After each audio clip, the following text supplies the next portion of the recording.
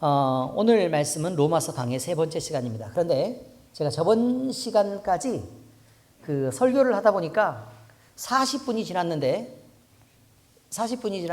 앞쪽에 그 설명하는 그 말씀 공부하는 게 있는데 공부하는 거 3개 중에 하나 있고 뒤에 적용 2개 못해서 5분의 1을 했더라고요. 그래서 도저히 안 되겠다. 그래서 너무 서두르지 말기로 하자. 로마서는 다이아몬드 성서라고 얘기하는데 너무 중요하잖아요. 그죠? 너무 중요하니까 조금 천천히 가기로 하자. 제가 나이가 또 워낙 있다 보니 마음이 바빠져가지고 좀 더 많이 성경을 좀 함께 나누고 싶어가지고 서둘렀는데 그럴 일이 아니라는 생각을 하게 되었습니다. 자, 그래서 조금만 스텝을 좀 천천히 조정해서 가는 걸로 그렇게 생각을 했습니다.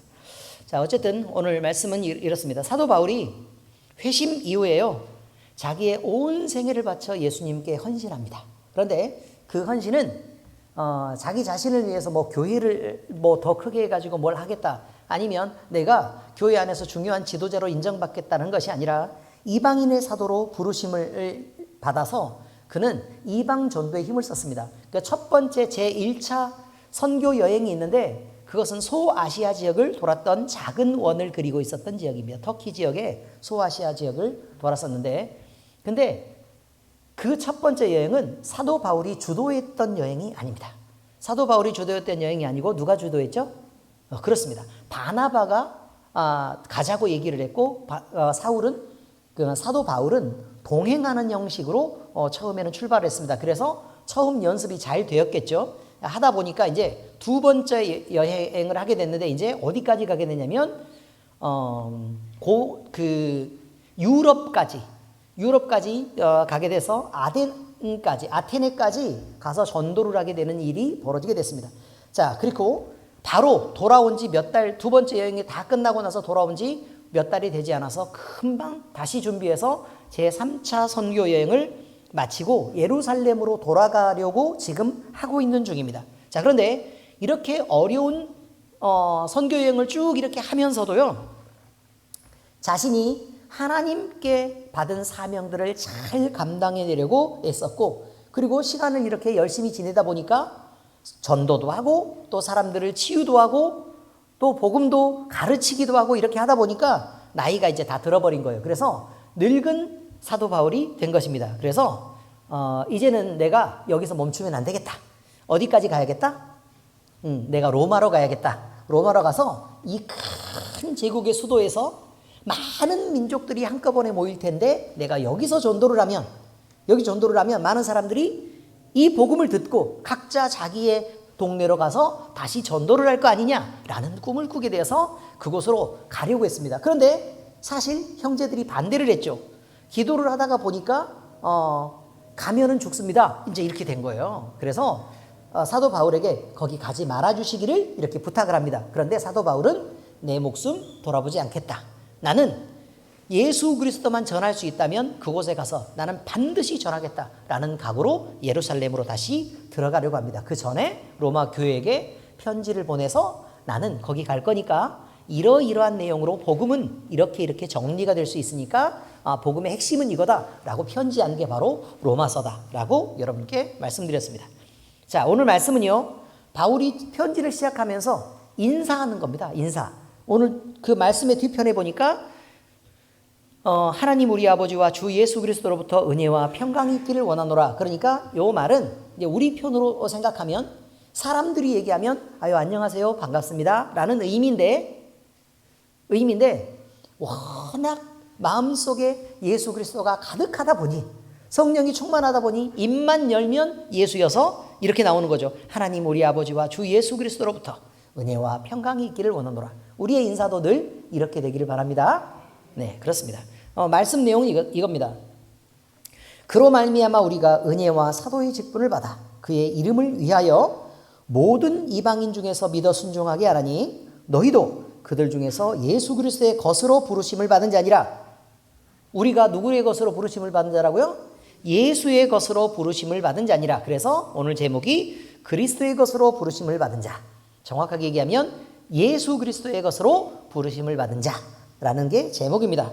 로마에서 하나님의 사랑하심을 받고 성도로 부르심을 받은 모든 자에게 하나님 우리 아버지와 주 예수 그리스도로부터 은혜와 평강이 있기를 원하노라.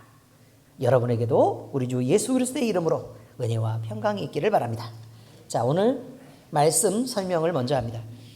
오직 예수 그리스도를 믿어 된 그리스도인은 순종을 통해 자라갑니다. 그 앞쪽에 이렇게 되어 있죠. 모든 이방인 중에서 믿어 순종하게 하나니, 이렇게 되어 있습니다. 자, 그러니까 예수 그리스도의 것이 된다는 것은요, 예수 그리스도를 주와 그리스도로 믿어 순종하게 된다, 이런 말이에요. 그러니까 믿으면 그 다음은 뭐가 나타나야 된다고요? 그렇습니다. 순종이 나타나야 된다. 그래서 순종으로 자라간다, 이런 말이죠. 바울은 자기의 사도직을 소개하는 부분의 말씀에서 자신을 은혜의 사도로 지금 현재 표현하고 있습니다. 그러니까 나는 사도 바울이다 라는 표현을 하는데, 그냥 나라고 단수형으로 적혀 있지 않고 성경의 본문을 보면 복수형으로 적혀 있습니다. 복수형이란 말은 나 혼자를 말하는 것이 아니라 나를 소개하면서 우리와 동역자들도 같이 소개하고 있고, 그 다음에 그 인사 속에 로마에 있는 모든 성도들, 다시 말해서 예수님을 주와 그리스도로 믿는 모든 사람에 대해서 하나로 묶어서 지금 설명하고 있다, 이런 말이죠. 그래서 우리가 무엇을 바다라는 표현을 쓰고 있는 것입니다. 그런데 이방인의 사도로 부르심을 받은 자는 누구라고요? 당연히 바울 한 사람이죠. 자, 읽겠습니다. 로마서 11장 13절 시작. 내가 이방인인 너희에게 말하노라. 내가 이방인의 사도인 만큼 내 직분을 영광스럽게 여기노니. 자, 여기는 누구라고 나와요? 나죠. 그죠? 나죠. 그러니까 이방인의 사도는 한 사람인 사도 바울인데, 그런데 여기서는 뭘 썼다? 복수형을 써서 우리가 땡땡땡 했다라는 말로 쓴다, 이 말이에요. 자, 이방 전도를 위해서요, 바울과 함께 동행했던 사람들도 있었습니다. 자, 이 사람들은 누구냐면 디모데, 누기오, 야손, 소시바더, 더디오 등의 동역자들이 함께 있었다라는 것을 알 수 있고, 이것은 로마서 뒤편에 가보면 맨 마지막 장이 몇 장이에요? 16장이잖아요. 거기에 인사할 때 이 사람들이 쭉 등장하니까, 자, 그리스도의 일꾼들이 이런 사람들이 함께 있다라는 동역을 밝힙니다. 자, 읽겠습니다. 시작. 로마서 16장 21절 22절 시작. 나의 동역자 디모데와 나의 친척 누기오와 야손과 소시바더가 너희에게 문안하느니라. 이 편지를 기록하는 나 더디오도 주 안에서 너희에게 문안하노라. 자, 로마서 맨 마지막 편에 보니까 이렇게 많은 사람들이 등장한다는 것은 여기에서 바울 사도와 함께 동역하는 사람들이 이런 사람들이 있었다라는 말입니다. 자, 이제 대충 이해가 되시죠?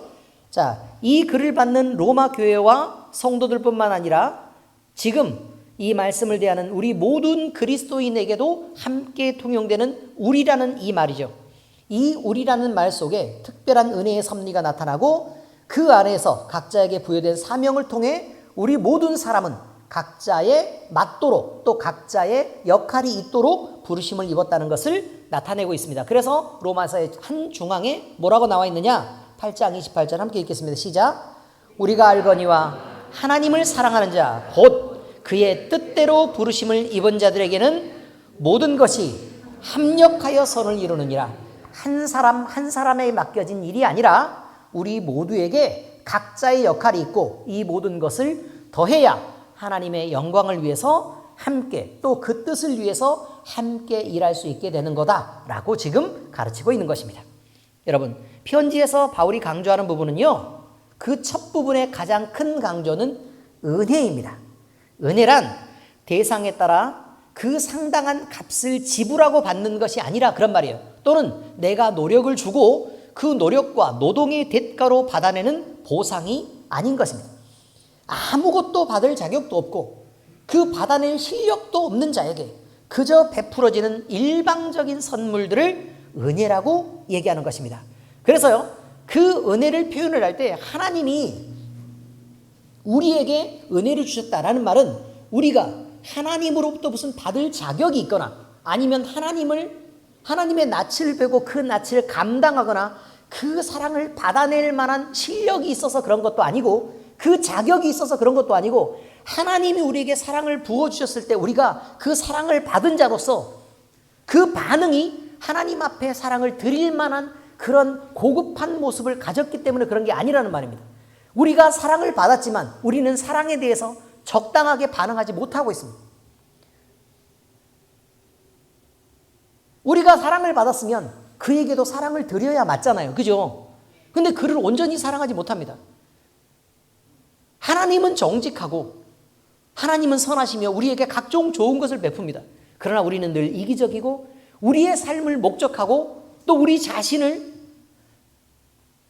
우리의 삶 전체에서 가득 채우면서 그렇게 살면서도 우리는 그리스도인입니다. 우리는 신앙인입니다. 우리는 거룩한 교회의 성도입니다. 우리는 하나님의 자녀입니다를 끊임없이 반복하고 말하면서 하나님을 압박하고 더 좋은 것을 뜯어내려고 하는 사람들에 불과한 우리를 하나님은 그래도 사랑하셨다는 것입니다. 그럼에도 불구하고 하나님은 몰라서 베푸신 것이 아니다. 받을 자격이 있어서도 아니고 받을 실력이 있어서도 아니다. 그저 하나님은 좋은 걸 주시고 싶어서 그냥 그런 것이다 라고 성경은 표현하는 것입니다. 여러분, 이것입니다. 에베소서 2장 8절에서 9절 함께 읽겠습니다. 시작. 너희는 그 은혜에 의하여 믿음으로 말미암아 구원을 받았으니 이것은 너희에게 난 것이 아니요 하나님의 선물이라. 행위에서 난 것이 아니니 이는 누구든지 자랑하지 못하게 함이라. 이렇게 되어 있습니다. 하나님, 우리에게 구원을 주셔서 감사합니다. 이렇게 반응을 해야 되는데 우리는 신앙이 있다는 것으로 조금 경건한 모습에 외형이 있다는 것만으로도 거들먹거리고 자랑하면서 옆 사람들을 볶아내기 시작합니다. 아니, 은교 집사님 도대체 왜 그래? 이렇게. 그렇죠? 아니, 집사님은 왜 그렇게밖에 처신을 못해요? 라고 얘기하고, 아니, 이렇게 해야 맞아요?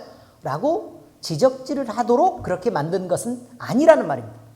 우리 자신을 볼 때는 늘 우리 자신을 생각할 때 내가 내 부족함이 먼저 보이고 내 못남과 고집이 먼저 보여야 그것이 정상적인 신앙이고 맞는 것인데 우리는 은혜로 선물을 받았으면서도 그것을 오히려 자신의 경건한 모양이 조금이라도 100 중에 하나만 경건한 모양을 찾으면 그걸로 자랑하고 남과 비교해서 나보다 못한 사람을 지적한다 그 말입니다. 다른 사람은 다른 모습의 진실함이 있고 다른 모습의 경건함이 나보다 훨씬 더할 수도 있습니다. 하나님이 우리를 어떻게 보시는지가 중요한 것이지 우리 자신이 우리를 어떻게 판단하느냐가 중요한 게 아니라 그 말입니다. 그럼에도 불구하고 하나님은 우리를 사랑하시고 그 지극한 사랑에 근거하셔서 우리를 은혜로 믿게 하셨다라고 성경은 말하고 있는 것입니다. 자, 에베소서 2장 4절에서 5절 다시 읽겠습니다. 시작. 긍휼이 풍성하신 하나님이 우리를 사랑하신 그 큰 사랑을 인하여 허물로 죽은 우리를 그리스도와 함께 살리셨고 너희는 은혜로 구원을 받은 것이라. 우리의 구원은 우리에게로부터 나온 것이 아니라 하나님의 은혜로부터 나온 것입니다. 그리고 그 책임마저 우리에게 맡겨놓은 게 아니라 하나님이 약속하시고 하나님의 말씀으로 보장한 것입니다. 만약에 우리 자신에게 믿게 하셨습니다. 그리고 나서 우리에게요, 너 지금부터 잘 살아. 지금부터 잘못하면 넌 구원 없어. 내가 나를 알게 했지만 네가 잘 사는 모습을 보고 네가 구분돼서 그리스도인으로 사는 모습을 보고 그 모습을 보고 구원해 줄 거야 라고 우리의 행위의 어떤 열매를 요구하셨다면 우리 중에 단 한 사람도 구원에 이를 사람이 없다라고 성경은 말합니다. 모든 사람은 죄를 범했고 의인은 없나니 하나도 없다고 말합니다. 어느 누가 자기 행위의 열매로 하나님의 기준에 맞추거나 아니면 그 기준에 이룰 수 있겠습니까? 그건 말도 안 되는 일입니다. 그래서요, 하나님은 말합니다. 뭐라고 말씀하시느냐? 우리를 구원하시되 하나님의 약속으로 구원하시고 하나님의 열심으로 구원하시겠다고 얘기합니다. 성경은 뭐라고 얘기하느냐? 우리를 도우시겠다고 얘기합니다. 우리가 선한 마음을 품고 하나님께 나아가려고 하는데 우리가 부족함이 보여. 도저히 못하겠어. 안 돼요. 미워하지 않으려고도 안 되고 거짓되지 않으려고 하는데도 안 되고 승질 한번 안 내고 참아보려고 하는데도 안 내요. 갈등을 안 하려고 하는데 자꾸 부딪히게 되고 내가 험한 말을 안 하고 싶은데도 험한 말이 나와요. 신경질이 나서 막 어쩔 수 없는데도 불구하고 마음의 한 구석에서는 하나님께서 우리의 양심을 통해서 하시는 말씀들이 자꾸 들려요. 그러지 마라. 그러지 마라. 그거 바른 거 아니다. 아가, 그러지 마라.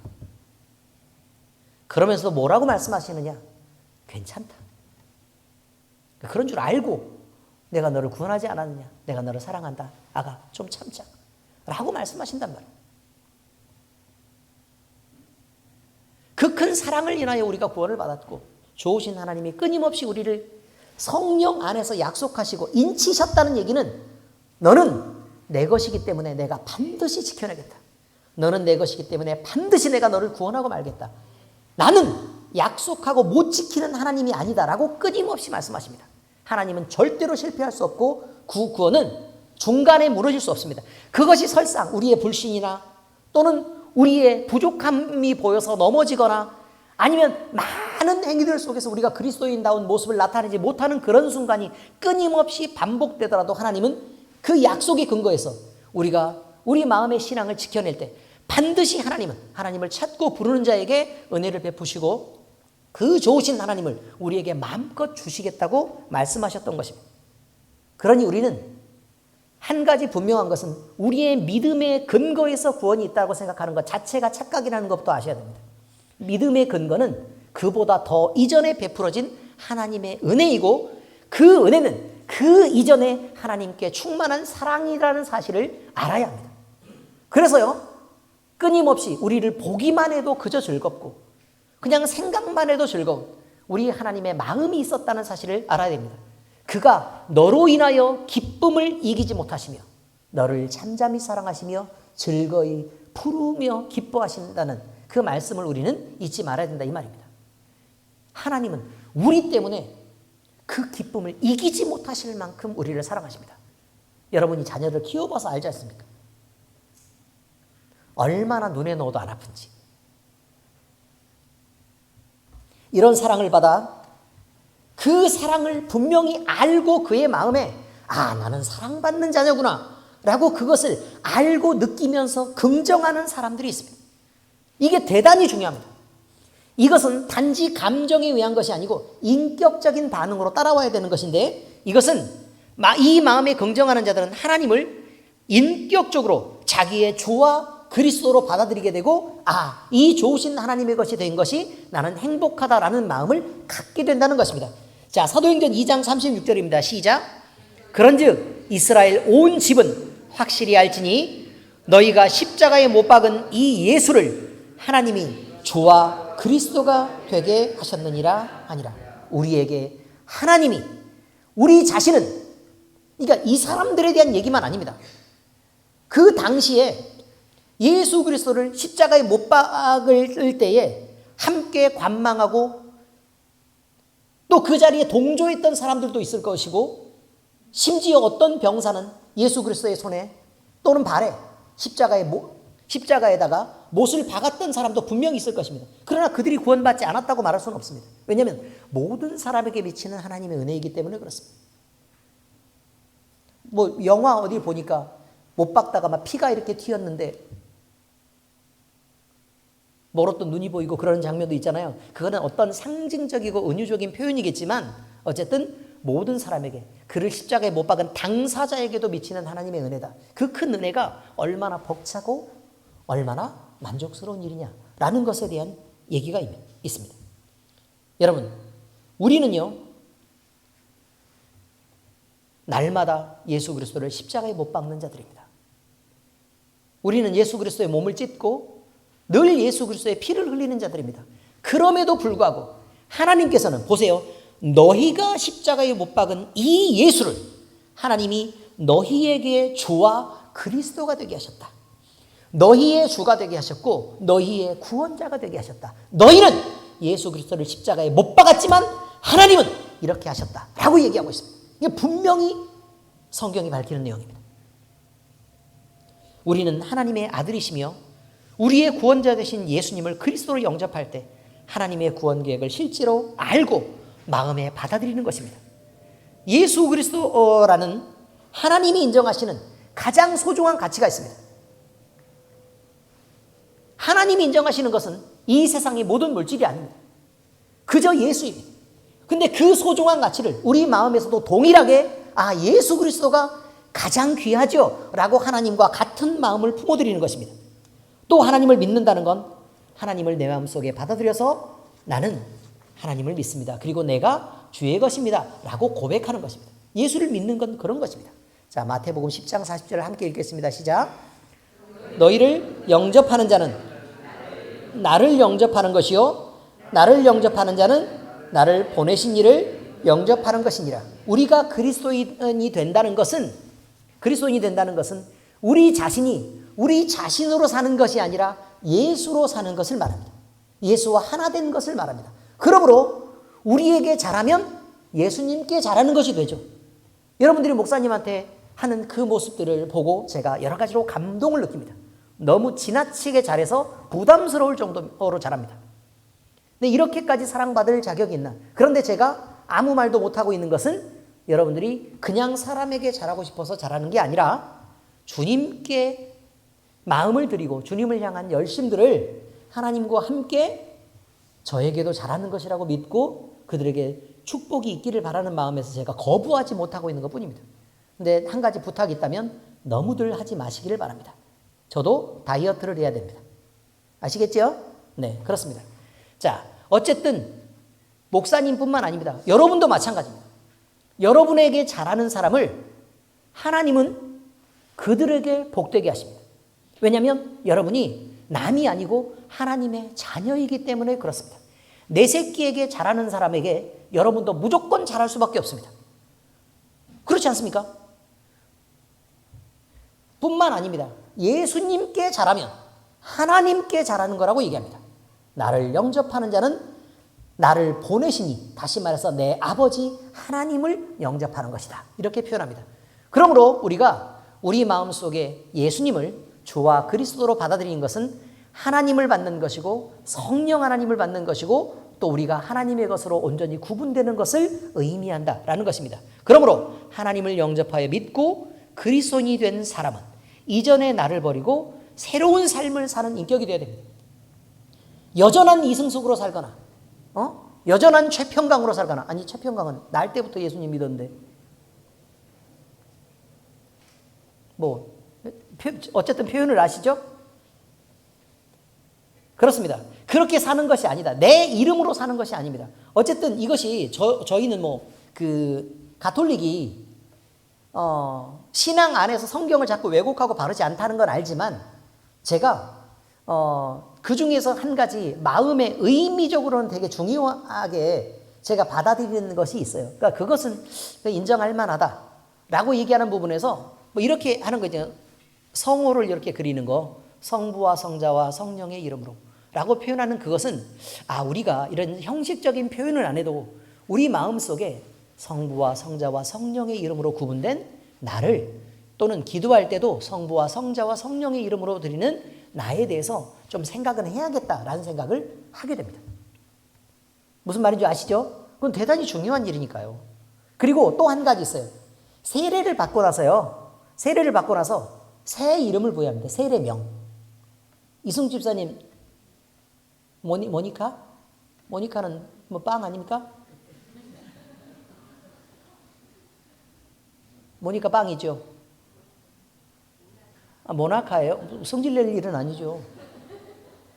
사람이 좀 지식이 부족할 일이 그럴 수도 있지. 부족할 때마다. 자, 모나카랍니다. 모나카와 모니카는 다른 거랍니다. 모나카와 모니카는 다르다고요. 네. 자, 그런데 여러분, 그렇습니다. 세례명이라는 이름이 있잖아요. 사실은 저도 세례를 받으면 세례명을 주고 싶은 마음이 있습니다. 사실은. 그게 막 다 그러다고 얘기할 것은 아닌 것이, 그들을 막 성자로 추앙하고 이런 모습으로 잘못 변해갔기 때문에 지적을 받는 것이죠. 그런데 우리가 한 가지 딱 생각을 할 때, 세례명을 받아서 내가 이전에 내 이름으로 살지 않겠다라고 생각하는 그것. 근데 우리에게 세례명은 모두 다 한 가지입니다. 예수입니다. 아시겠습니까? 우리의 세례명은 뭐라고요? 예수입니다. 예수로 거듭나고 예수로 사는 것입니다. 그러므로 다른 사람 이름 모나카 하지 말고 예수여야 합니다. 좀 더 나은 이름을 가져야 되지 않겠습니까? 모니카죠?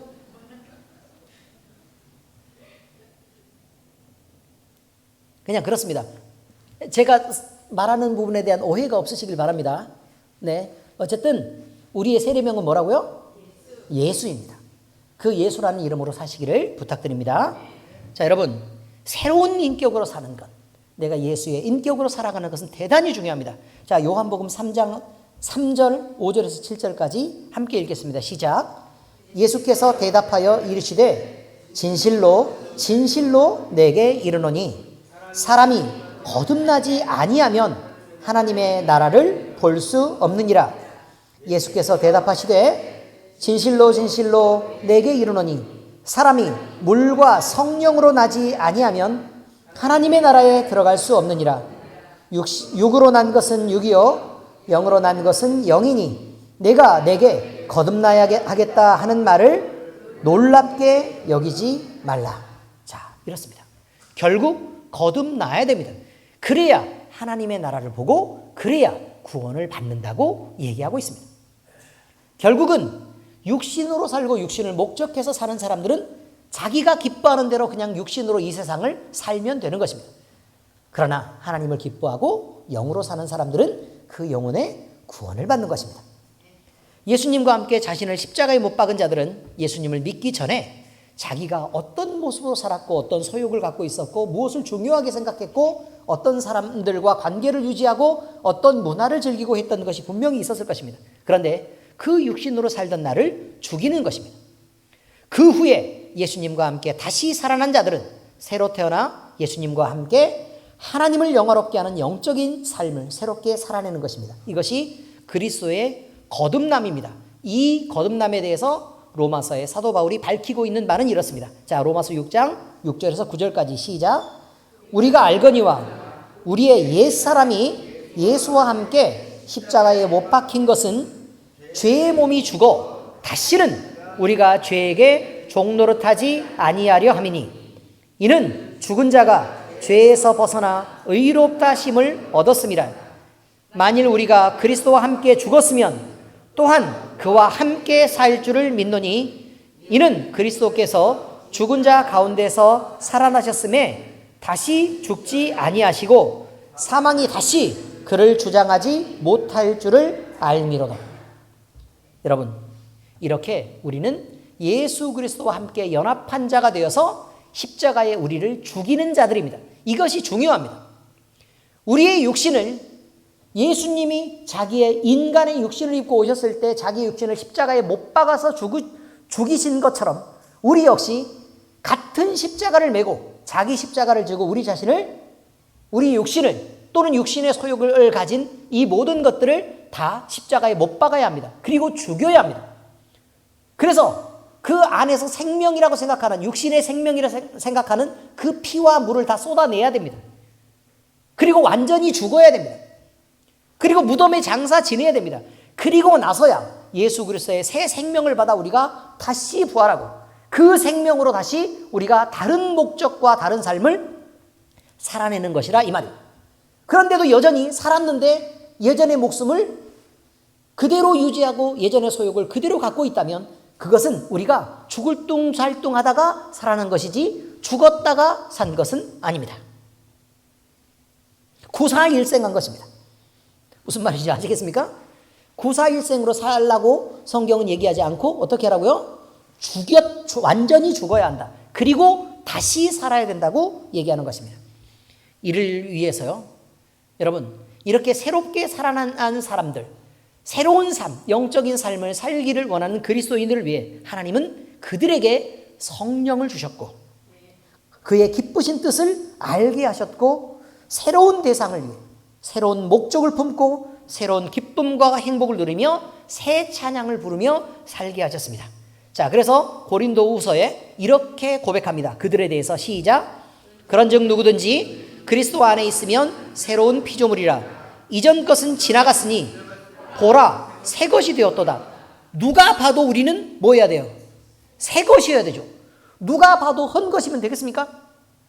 예전 것 그대로면 돼요, 안 돼요? 안 되죠. 부품 간다고 새 것 되는 거 아닙니다. 여러분, 구사일생한 침수차가 있습니다. 여러분, 법적으로 폐기하게 되어 있습니다. 왜요? 나중에 문제를 일으킬 것이기 때문에 그렇습니다. 왜 문제를 일으키죠? 그 전에 있었던 부품들이 그대로 있으니까 문제를 일으키죠.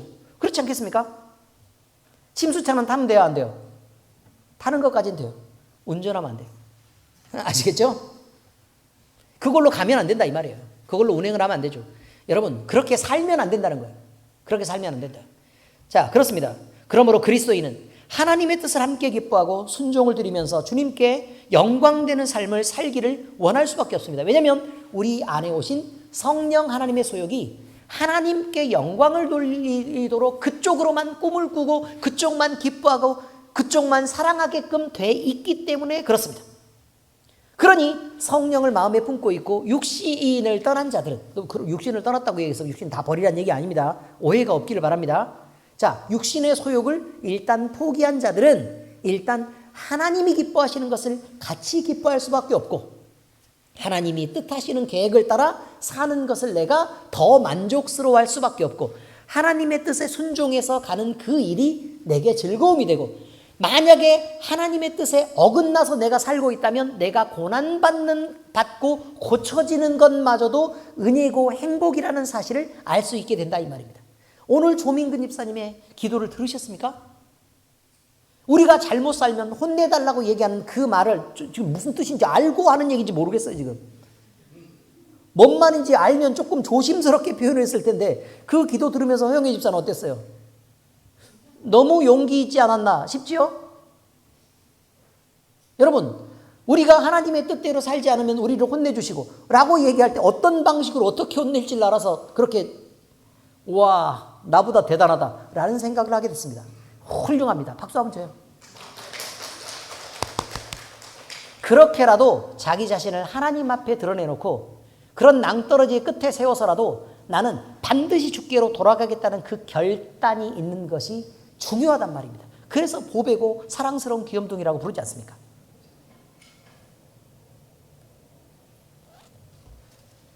여러분 이 마음을 품는 것이 대단히 중요하다는 것입니다. 하나님과 같은 마음, 같은 생각, 같은 계획을 품는 것이 중요하다. 히브리서 5장 8절에서 9절 같이 읽겠습니다. 시작.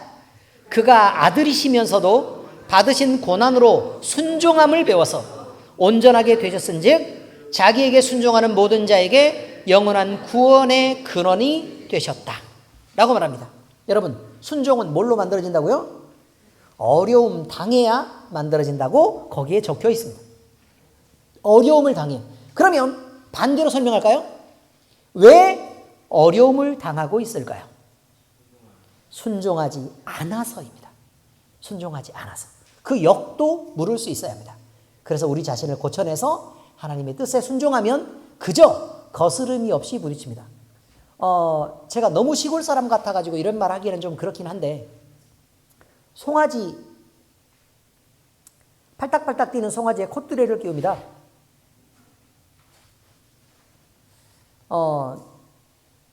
노간주 나무로 해가지고 만들어가지고요 맨질맨질하게 해서 콧뚜레를 끼웁니다. 그리고 송아지를 훈련을 시킵니다. 훈련을 시키는데 그 훈련을 시킬 때요 이게 쟁기도 갈고 이렇게 말 잘 듣게 하려고 이렇게 훈련을 시키는데요 그때 주인이 원하는 방향으로 반드시 가면 코가 아플까요? 안 아플까요? 안 아프고 그냥 내비둡니다. 내비둬요. 그런데 옆으로 자꾸 삐져나가려고 그러고 뛰고 그러면 어떻게 돼요? 붙잡겠죠. 붙잡으면 어때요? 아프겠죠. 그냥 그렇다는 것입니다. 우리의 삶도 비슷합니다. 하나님이 원하시는 방향이 있고 그가 원하는 속도가 있습니다. 그 방향대로 그저 가면 콧뚜레가 아무 의미가 없습니다. 콧뚜레를 뭐하러 하겠습니까? 나중에 훈련된 소는요 뒤에서 그 옛날 어른들이 막 이렇게 막 막걸리 한 사발, 한 주발인가? 주전자로 막 이렇게 해가지고 뒤에다가 이렇게 그 뒤에 구루마라 그러죠, 구루마. 그걸 하고 자기는 그 있잖아요. 그 뭐라고 얘기를 해요? 소끈. 곱비. 무식해가지고 책 좀 읽으세요.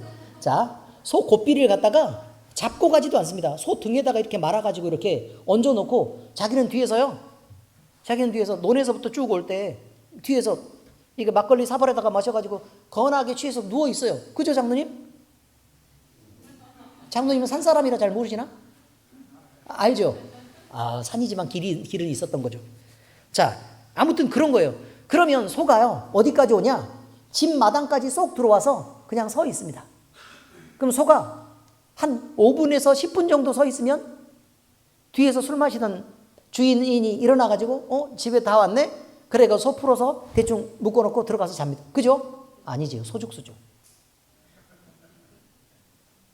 그렇습니다. 훈련된 소는 그렇다는 것입니다. 주인의 뜻을 알고 주인의 뜻을 섬깁니다. 진돗개가 요즘에 대단히 각광을 받고 있습니다. 전 세계적으로. 진돗개. 왜 그러죠? 한 주인에게 맹목적인 충성을 다하기 때문에 그렇습니다. 근데 그 충성을 다한다는 게요, 자기가 명랑하기 위해서 그런 게 아니고요, 주인의 감정을 계속 살핍니다. 진돗개는. 주인의 감정을 계속 살펴서 진돗개의 최고 장점이 그거예요. 공감하는 능력이 대단히 뛰어나답니다. 공감하는 능력이 대단히 뛰어나서 주인의 감정을 살펴서 주인이, 원래 진돗개는 사냥 본능이 워낙 강해가지고 밖에 돌아다니는 거는 다 물어 죽이는데 주인이 아낀다. 그럼 병아리 한 마리도 건드리지 않습니다. 그리고 주인의 것을 보호합니다. 진돗개입니다. 그런데 이상하게 진돗개처럼 생겼는데 병아리를 죽인다. 내가 아끼는데 혼나면서 믹스견입니다.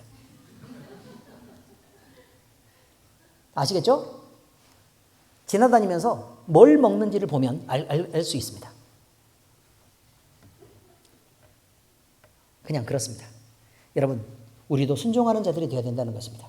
그래서요, 하나님의 뜻에 맞게, 그 뜻에 아름답게 우리가 맞춰나가는 것이 대단히 중요한데, 그러려면 자꾸 하나님의 마음을 살펴야 한다는 것입니다. 마음은 어디에 나와 있죠? 성경에 나와 있습니다. 그리고 기도할 때 느낄 수 있습니다. 얼마든지 그럴 수 있습니다. 그러니 또 하나님의 마음을 제일 많이 알 수 있는 것은 찬송입니다. 그죠, 이은원 집사님? 네, 그렇습니다. 그러니 우리가 찬양하고 기도하고 말씀을 읽는 것을 우리가 더 많이 원하게 되는 것은 하나님의 마음을 알 수 있기 때문에 그렇다는 것입니다. 여러분, 이렇게 하나님의 사랑 안에 거하는 자들이 있습니다. 그러면 하나님의 사랑 안에 거하는 자들은 하나님의 품 속에 있는 거랑 같습니다. 그러므로 하나님이 가지신 것은 마음대로 써도 괜찮습니다. 그때부터는. 아시겠죠? 네, 그렇습니다. 요한일서 4장 16절 시작. 하나님이 우리를 사랑하시는 사랑을 우리가 알고 믿었노니 하나님은 사랑이시라. 사랑 안에 거하는 자는 하나님 안에 거하고 하나님도 그의 안에 거하시느니라. 그러므로 하나님이 가지신 부동산도 우리의 것이고 하나님이 가지신 동산도 우리의 것이며 하나님이 가지신 권세나 능력도 우리의 것입니다. 그것을 중요하게 생각해야 됩니다.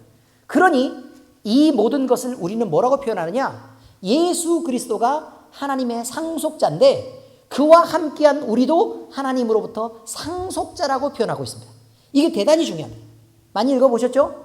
네, 상속자니 그와 함께하는 상속자다라고 성경은 분명히 기록하고 있습니다. 이것은 우리가 하나님 안에 있으면 우리가 하나님의 것을 그대로 받아 하나님처럼 거룩하다는 얘기입니다. 하나님만 풍성하고 하나님만 능력이 있고 하나님만 행복한 것이 아니라 하나님의 품 안에 거하는 우리도 하나님처럼 거룩하고 하나님이 가지신 풍성함을 우리도 누리게 되고 하나님이 주신 능력으로 능력이 있으며 하나님과 함께 그와 함께 있음으로 인해서 그 사랑 안에서 얼마든지 행복할 것이다 라고 표현하는 것이 바로 성경입니다. 자, 이제 말씀 적용하겠습니다. 순종은 하나님이 주신 권위에 복종하는 자들의 열매입니다.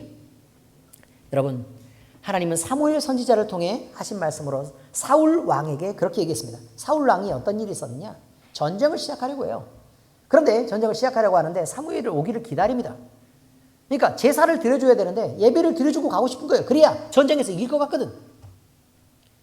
그래서 사무엘은 선지자인데 기다리라 그랬으면 기다려야 될 거 아니에요.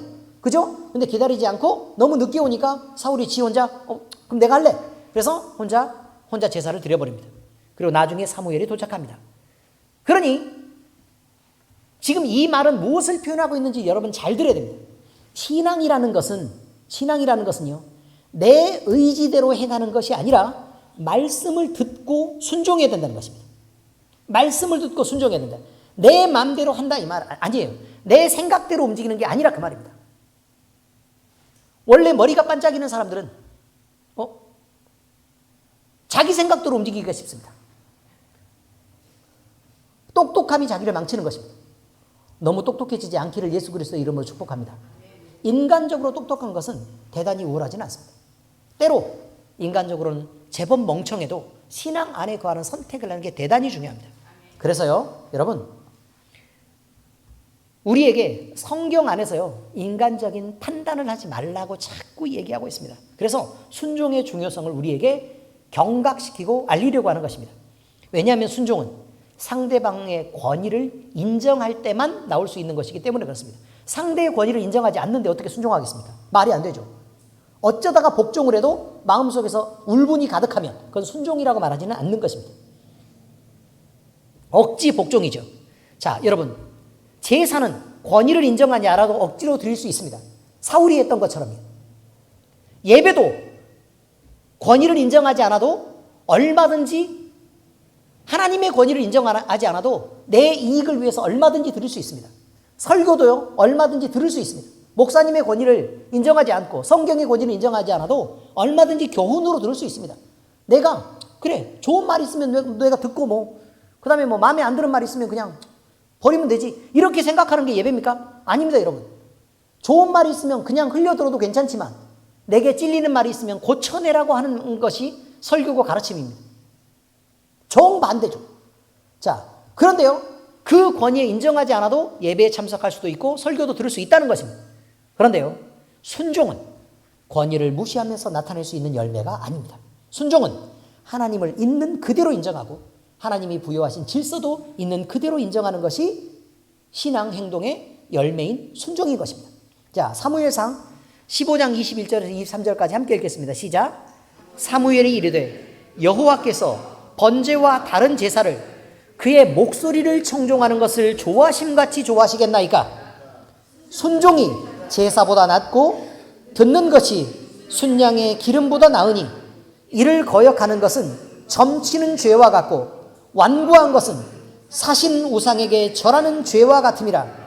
왕이 여호와의 말씀을 버렸으므로 여호와께서도 왕을 버려 왕이 되지 못하게 하셨나이다 하니. 아니, 지금 사울은 왕이잖아요. 그래요, 안 그래요? 그런데 왕이 되지 못하게 했다라고 말합니다. 그러면 무슨 말이에요, 그게? 넌 곧 끝나 라는 표현입니다. 여러분, 이게 잘 들어보세요. 순종이 제사보다 낫고 듣는 것이 수양의 기름보다 낫다. 자, 여러분, 이게 말씀을 들어서요, 자기 이 일을 깨닫게 하는 것이 예배를 드리는 것보다 낫답니다. 그러니 여러분, 말씀 안에서 충만해져 가고 여러분이 말씀을 깨달아가는 지혜가 있기를 바랍니다. 뿐만 아닙니다. 순종이 제사보다 낫다. 하나님의 말씀을 그대로 인정하고 그 권위를 인정하고 따르는 것이 예배를 드리는 것보다 낫대요. 무슨 의미인지 아시겠습니까? 그렇습니다. 자, 그 다음을 보면 문제가 이거예요. 이를 거역하는 것은 점치는 죄와 같고. 무슨 말이에요, 이건? 이거는 미신 섬기는 것이지 하나님 섬기는 것이 아니라고 분명히 얘기하고 있습니다. 이것을 거역하는 것은 미신이다. 아무리 교회에 나와서 예배를 드리고 아무리 교회에 나와서 성도라고 부르심을 입었다고 자기가 아무리 자랑을 해도 순종 없는 열매를 맺는 것은, 이것은 우상 숭배하러 너 위해서 하는 것이지 날 위해서 하는 게 아니라고 얘기하고 있습니다. 완고한 것은 사신 우상에게 절하는 죄와 같다. 이게 무슨 말이에요?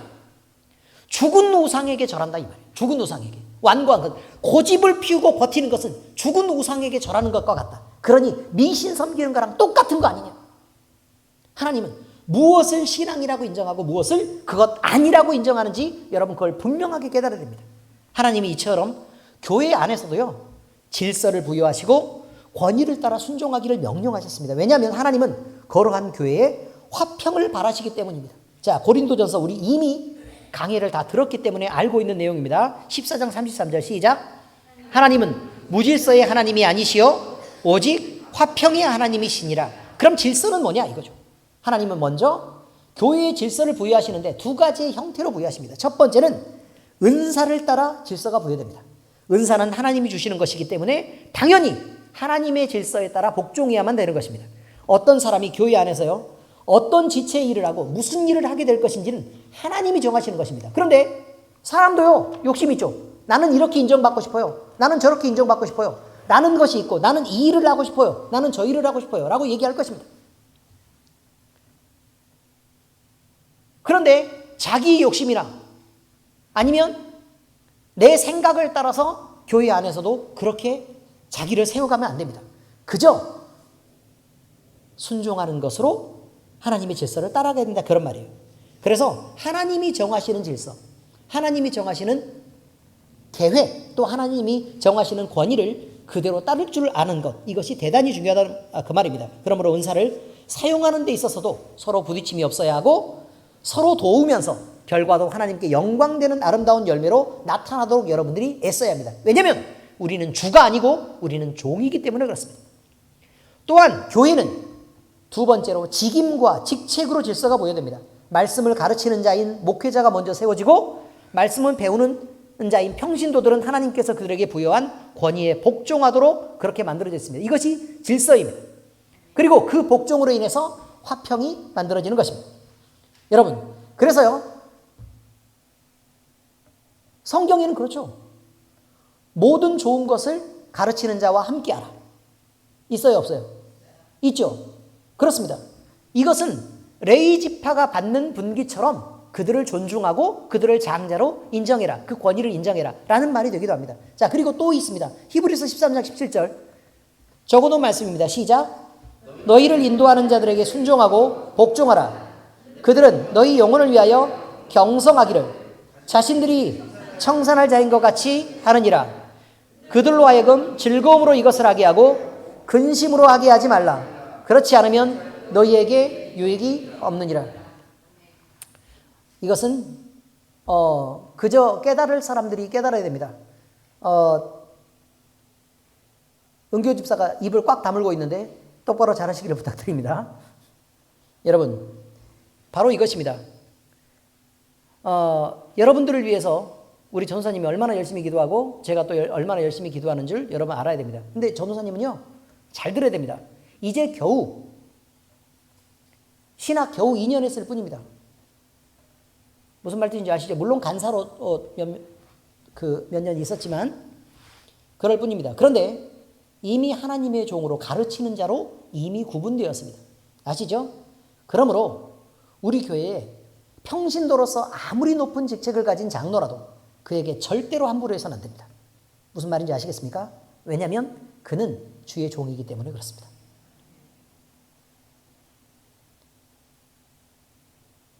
물론 지금도 엄청 잘하고 계시는 걸 알고 있습니다. 그러나 더더욱이 절대로 넘지 말아야 될 선이 있다는 걸 꼭 기억하시기 바랍니다. 그래서 어느 그 나쁜 교회 가면요, 장로님들이 다들 모여가지고 막 이렇게 한꺼번에 모여가지고 목사님들을 이렇게 견제해야 돼요. 막 이러면서 막 이렇게 하는데 그거 교회가 하나 되라고 하는 명령을 어기는 것입니다. 그건 정치입니다. 그런 교회가 아닌 것을, 그런 사람이 없도록 우리가 규모를 많이 축소해서 이렇게 있는 것을 하나님 앞에 감사드리기 바랍니다. 지금 웃음이 나와요, 지금? 자, 그렇습니다. 자, 여러분, 다음으로 목회자와 가르치는 자로 먼저 구분이 되고 그 다음에 평신도가 있습니다. 평신도 중에 일의 효율을 따라 섬기는 직분들이 세워집니다. 장로도 세워지고 안수집사도 세워지고 권사도 세워지고 집사도 세워지고 그 다음에 그 아래 성도가 있고 그렇습니다. 그렇습니까? 위아래가 있는 게 아닙니다. 그냥 그저 역할이 그렇다는 것입니다. 위아래가 아닙니다. 꼭 기억하셔야 됩니다. 자, 이것은 하나님이 부여하신 권위가 있는데 그런데 높낮이는 아니어도 여러분 장로님들이 말씀하시면 먼저 따라야 합니다. 왜냐하면 하나님이 그 역할을 주셨기 때문에 그렇습니다. 이것은 장로님들이 가진 역할입니다. 그러니 자기의 역할을 할 수 있도록 여러분들이 도와주셔야 합니다. 장로님들은 위에 서려고 하지 않습니다. 바닥 맨날 밀고 닦는 사람 보면 다 장로님입니다. 의자 닦고 다니는 걸 보면 권사님입니다. 왜 평신도들은 밖에 앉아가지고 차를 마시고 있고 장로님들은 맨바닥을 닦고 그렇게 해야 되느냐? 이 부분에 대해서 저는 대단히 의문이 있습니다. 왜 같이 하면 안 될까? 좀 움직일 때는 같이 손을 좀 보태면 왜 안 될까? 그 부분은 여러분 누가 움직이면 함께 움직이시는 노력을 해야 됩니다. 아시겠죠? 뻔히 움직이고 있는데 눈으로 보면서도 자기는 가서 쉬는 거 이거 바른 거 아닙니다. 그러니 이런 열매들도 잘 좋은 열매들을 맺을 수 있도록 여러분들이 같이 노력해 주시기 바랍니다. 서로 존중하며 또 존경하기도 하고 아끼기도 하고 돕는 태도를 갖는 것. 이것이 교회 안에서 협력으로 나타나고 그러면 불만이나 분쟁이 없어지고 그래서 함께 더 많이 행복한 우리 교회가 될 수 있을 거라고 생각합니다. 자, 갈라디아서 5장 13절입니다. 시작. 형제들아 너희가 자유를 위하여 부르심을 입었으나 그러나 그 자유로 육체의 기회를 삼지 말고 오직 사랑으로 서로 종노릇하라. 여기에 대해서 가장 모범이 되는 우리 박진선 성도가 있습니다. 성도임에도 불구하고 주방에서 끊임없이 일을 하고 설거지를 하고 그렇게 있습니다. 감사드립니다. 그러므로 우리는 이 아름다운 모습을 본받아서 아름다운 순종의 열매를 맺어서 하나님께 영광 돌리는 모든 삶을 살아갈 수 있도록 그렇게 해주시기를 부탁드립니다. 기도하겠습니다. 하나님 아버지 감사합니다. 우리를 그리스도인 되게 하셨고 우리를 이렇게 고급하게 구분해 주시고 구별해 주시고 또 이렇게 고급하게 살게 하시고 많은 것들을 누리게 하시니 감사합니다. 그러나 아버지 하나님 우리에게 이것이 원래 있었던 것이 아니고 하나님이 우리에게 사랑으로 은혜로 우리에게 좋은 것들을 부어주신 그 큰 사랑을 인하여 만들어진 결과임을 우리가 알고 인정할 때 하나님 앞에 영광을 돌리지 않을 수가 없습니다. 아버지 하나님 감사드리며 주의 이름에 영광을 올려드립니다. 우리가 온전히 그리스도의 것으로 구분되어 살게 하시옵소서. 살아계신 우리 주 예수 그리스도의 이름으로 감사하며 기도합니다. 아멘.